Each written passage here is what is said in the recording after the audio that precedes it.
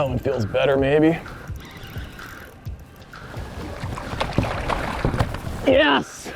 Woo! Yeah, baby.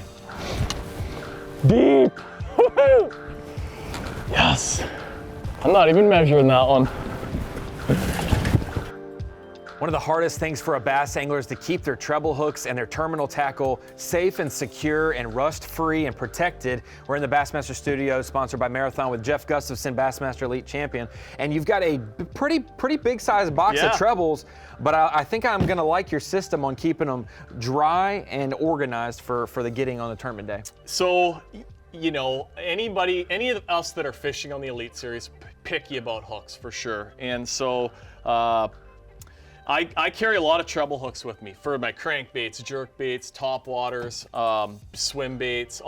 We use a lot of different treble hooks. So I always want to match my hook to the situation that I'm faced with. It could be the size of the fish that we're catching, could be the cover that we're faced with. If I got to muscle them a little bit more, I'm going to use some heavier gauge hooks. If I'm in open water, probably going to go with as light a wire as I can. But there's a lot of factors to kind of to have in there. So we're gonna do a little unboxing. This is a Plano Edge 3700 deep, so you can store a lot of stuff in here. Edge boxes are sweet. We got a rubber seal, restrictor built into them, so really good rust prevention. So I've got a lot of money in hooks in here, so I want to keep them dry. That's number one. And because every time you get one hook rusty, yeah, the whole bunch is gonna go out. It's gonna spread. It's just like, yeah.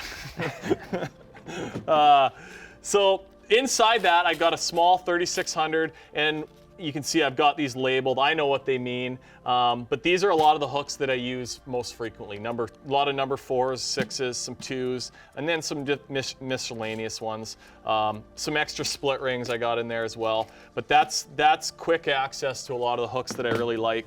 I tie my own feathers for some of the jerk baits, some of the top waters, keep them in this little fly case, and that's got to get fixed. We could beef that box up a little bit. I've given a few away to the boys. Yeah, you got to get in the shop a little bit. Events. And then once you get inside here, I mean, these G.F.S packages are pretty sweet. They've got the foam, so I actually will get 3 or 4 packages of these hooks and put them all into one, and you can jam a bunch of hooks into one pack. But I have every size with me. I mean, the cool thing about these is they make them in size 5 and a size 3. So it's kind of like on some of the jerk baits, the 5s are like the perfect size, where a 6 might be too small, 4 might be a little bit big. So yeah, that different gauges. I mean, fish a place like Lake Fork, Pickwick, where there's big fish. I might, step up to some of the heavier gauge trebles. But yeah, I carry a lot of different treble hooks with me, and it's just all based on the situation. Well, let's just say for folks who don't switch trebles necessarily as much, or maybe they're watching this video and they're like, maybe I'm trying to figure out why I should change trebles. I've just been using the stock ones, so on and so forth. It doesn't normally list on a crankbait box or online what trebles come with it. So when you buy one, let's just say you like it, how do I know which order and which size is it? Because the numbers are confusing sometimes. Is the bigger number the bigger hook, or is it the smaller hook? Yeah, good. And how do you determine that when you're selecting, if you wanted to put them on a balsa crankbait, how do you replicate that? Because a lot of these are homemade. Right, so typically most bass size crankbaits are gonna have a number 4 hook on them. 6 is smaller, 8's really small, 2 is getting bigger, but then it gets mixed up when you start going into 1/0, 2/0, those are getting bigger.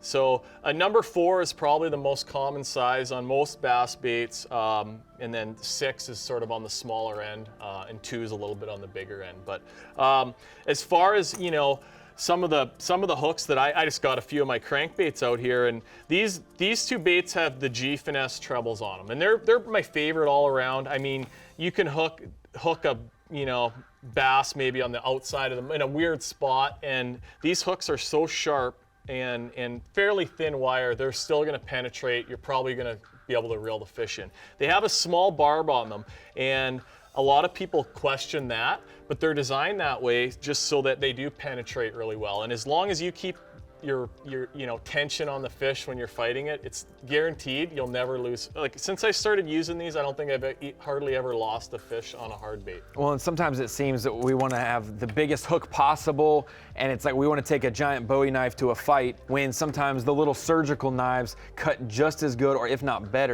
They're in that kind of equation there. The doctors use a tiny knife because it cuts perfectly the first time and doesn't mess up, and so do those G-Finesse. Yeah, that's that.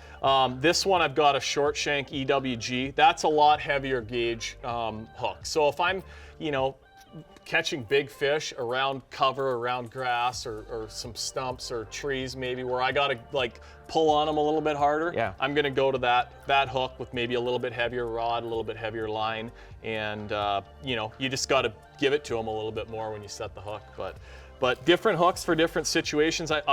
Topwater, I like to throw braid with a short mono leader, but I use a heavier rod so I can really bomb them out there. And you just kind of got to be aware of that you're using braid. What your and setup is. Put a little bit heavier. A lot of times I'll just use a round bend 2X Gamakatsu treble on the topwaters, and I'm not going to open that hook up. Where there's a light wire hook, a lot of the hooks that come on the topwater baits, if you use them with braid, you're gonna jack your hooks. Yeah, after a fish or two for sure. So have you explored and experimented with maybe different hook sizes on the same crankbait? Some guys will downsize the back hook and upsize the front hook, or vice versa. Yeah. How it makes the baits probably act differently, but it also can help at certain times for hookups. So on the crankbaits, I haven't played around with the different size hooks and weight hooks to get the crankbaits to move differently. Probably I'm a little more simple on the crankbait stuff. With jerkbaits though, love fishing a jerkbait.